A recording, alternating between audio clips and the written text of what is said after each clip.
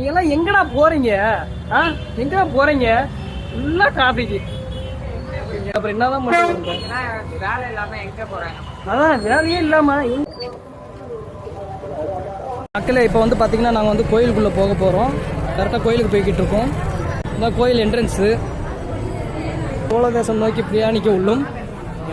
இங்க பாருங்க, செருப்பு பாருங்க. வரும்போது வந்து ஒரு செருப்பு கூட இருக்காது. அண்ணனே செருப்பு தேடிட்டு இருக்காங்க. ஒரு செருப்பு தான் இருக்கா மக்களே. நம்ம கோயிலுக்குள்ள வந்துட்டோம். வாசல்ல இருந்து அப்படியே கோயிலுக்குள்ள வந்தாச்சு. தம்பி இப்ப எங்கடா போயிட்டு இருக்கோம்?